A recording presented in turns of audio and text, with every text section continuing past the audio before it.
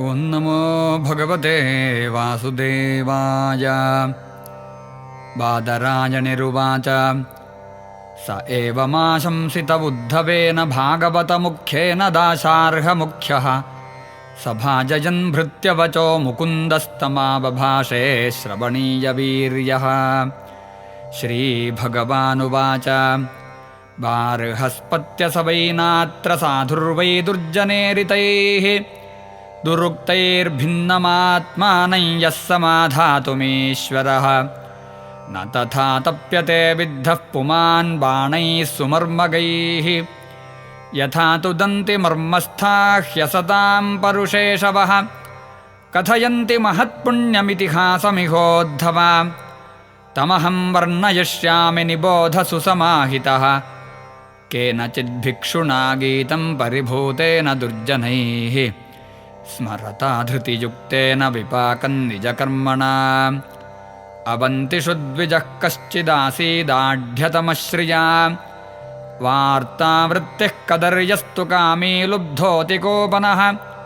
ज्ञातयोऽतिथयस्तस्य वाङ्मात्रेणापि नार्चिताः शून्यावसथ आत्मापि काले कामैरनर्चितः दुश्शीलस्य कदर्यस्य द्रुह्यन्ते पुत्रबान्धवाः दारादुहितरो भृत्या विषण्णानाचरन् प्रियम् तस्यैवं यक्षवित्तस्यच्युतस्योभयलोकतः धर्मकामविहीनस्य चुक्रुधुः पञ्चभागिनः तदवध्यानविस्रस्तपुण्यस्कन्धस्य भूरिदा अर्थोऽप्यगच्छन्निधनं बह्वायासपरिश्रमः ज्ञातयो जगृहुः किञ्चिद्दस्य व उद्धवः दैवतः कालतः किञ्चिद् ब्रह्मबन्धोर्नृपार्थिवात् स एवं द्रविणे नष्टे धर्मकामविवर्जितः उपेक्षितश्च स्वजनैश्चिन्तामापदुरत्यजां तस्यैवं ध्यायतो दीर्घन्नष्टराजस्तपस्विनः खिद्यतो बाष्पकण्ठस्य निर्वेदः सुमहानभूत् स चाहेदमहो कष्टं वृथात्मा मेनुतापितः न धर्माय न कामाय यस्यार्थायास ईदृशः प्रायेणार्थाः कदर्याणान्न सुखाय कदाचन इह चात्मोपतापाय मृतस्य नरकाय च यशो यशस्विनां शुद्धं श्लाघ्याये गुणिनां गुणाः लोभः स्वल्पोऽपि तान् हन्ति श्वित्रो रूपमिवेप्सितम् अर्थस्य साधने सिद्धे उत्कर्षे रक्षणे व्यये नाशोपभोग आयासस्त्रासश्चिन्ता भ्रमो नृणाम् स्तेजं हिंसा नृतं दम्भः कामक्रोधस्मयो मदः भेदो वैरमविश्वासः संस्पर्धा व्यसनानि च एते पञ्चदशानर्था ह्यर्थमूलामता नृणाम् तस्मादनर्थमर्थाख्यं श्रेयोऽर्थे दूरतस्त्यजेत् भिद्यन्ते भ्रातरो दाराः पितरः सुहृदस्तथा एका स्निग्धाः काकिनिना सद्यः सर्वे रयः कृताः अर्थेनाल्पीयसा ह्येते संरब्धा दीप्तमन्यवः त्यजन्त्याशुस्पृधो घ्नन्ति सहसोत्सृज्य सौहृदम् लब्ध्वा जन्मामरप्रार्थ्यं मानुष्यं तद्विजाग्र्यताम् तदनादृत्यजे स्वार्थं घ्नन्ति यान्त्यशुभाङ्गतिम् स्वर्गापवर्गयोर्द्वारं प्राप्य लोकमिमं पुमान् द्रविणे कोऽनुषज्जेतमर्त्योऽनर्थस्य धामनि देवर्षिपितृभूतानि ज्ञातेन् बन्धूंश्च भागिनः असंविभज्य चात्मानं यक्षवित्तः पतत्यधः व्यर्थयार्थे हया वित्तं प्रमत्तस्य वयोबलं कुशलायेन सिद्ध्यन्ति जरठः किन्नु साधये कस्मात् संक्लिश्यते विद्वान् व्यर्थयार्थे हया सकृत् कस्यचिन्मायया नूनं लोकोऽयं सुविमोहितः किन्धनैर्धनदैर्वा किं कामैर्वा कामदैरुत मृत्युनाग्रस्यमानस्य कर्मभिर्वोत जन्मदैः नूनं मे भगवांस्तुष्टः सर्वदेवमयो हरिः येन नीतो दशामेतान् निर्वेदश्चात्मनः प्लवः सोऽहङ्कालावशेषेण शोषयिष्येऽङ्गमात्मनः अप्रमत्तोऽखिलस्वार्थे यदि स्यात् सिद्ध आत्मने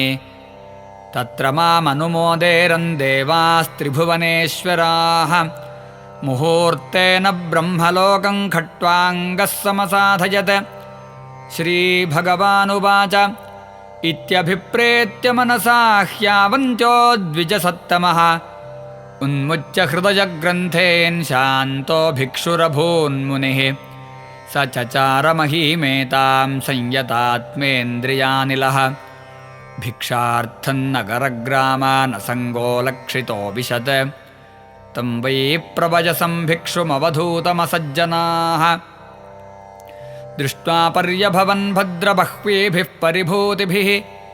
केचित्त्रिवेणुं जगृहुरेके पात्रं कमण्डलम्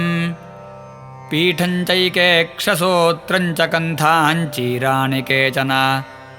प्रदाय च पुनस्तानि दर्शितान्याददुर्मुनेः अन्नं च भैक्ष्य सम्पन्नं भुञ्जानस्य सरित्तटे मूत्रयन्ति च पापिष्ठाष्ठीवन्त्यस्य च मूर्धनि यतवाचं वाचयन्ति ताडयन्ति न भक्ति चेत् तर्जयन्त्यपरे वाग्भिस्तेनोऽयमिति वादिनः बध्नन्ति रज्ज्वातङ्के चिद्बध्यतामिति क्षिपन्ते केव जानन्त एष धर्मध्वजः शठः क्षीणवित्त इमां वृत्तिमग्रहीत् स्वजनोज्झितः अहो एष महासारो धृतिमान् गिरिराडिव मौनेन साधयत्यर्थं भगवद्दृढनिश्चयः इत्येके विहसन्त्येनमेके दुर्वातयन्ति च तं बबन्धुर्निरुरुधुर्यथा क्रीडनकं द्विजम् एवं स भौतिकं दुःखं दैविकं दैहिकं च यत् भोक्तव्यमात्मनोदिष्टं प्राप्तमबुध्यत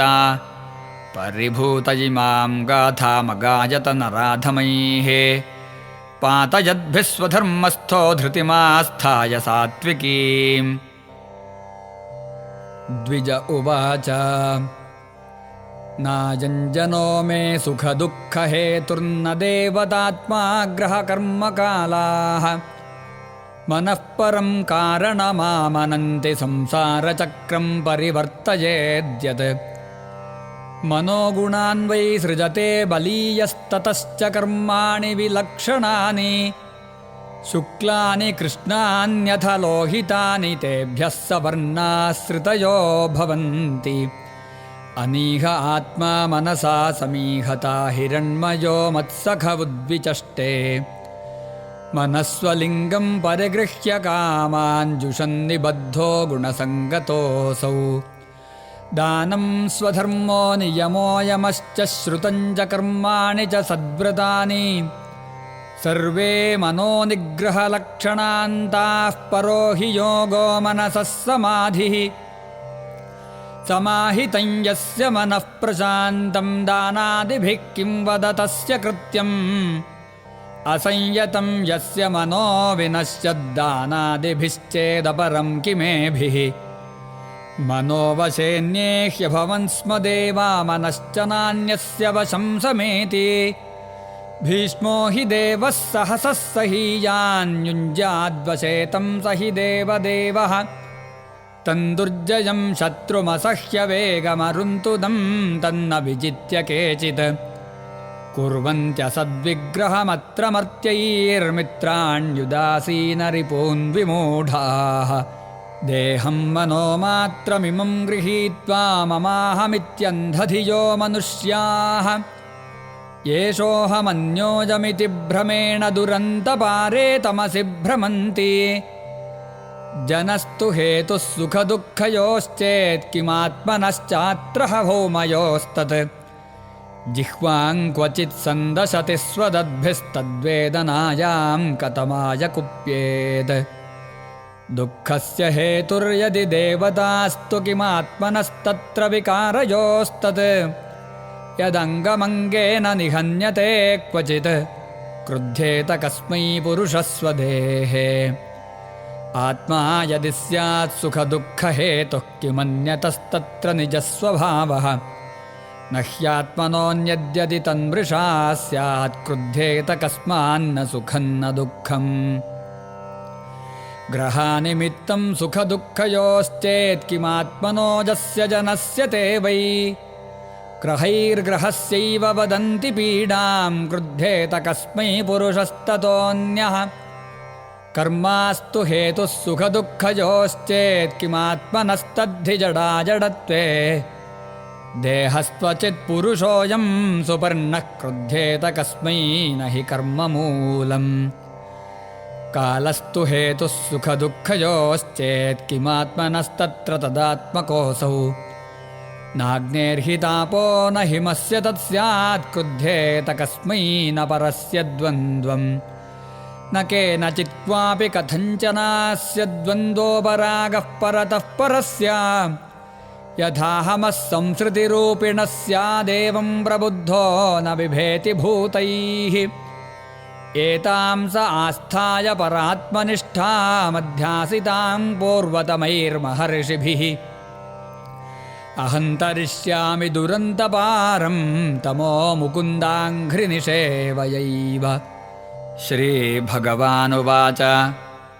निर्विद्य नष्टद्रविणो गतक्लमः प्रव्रज्यगां पर्यटमानयित्थम्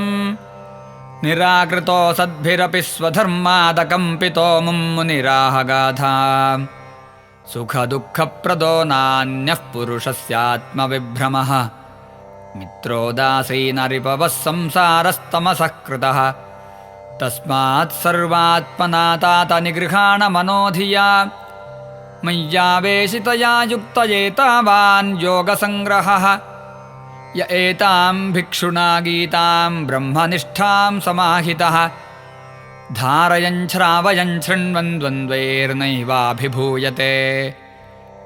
इति श्रीमद्भागवते महापुराणे पारमहंस्यां संहितायाम् 11 स्कन्धे 23 सर्वत्र गोविन्दनामसङ्कीर्तनम्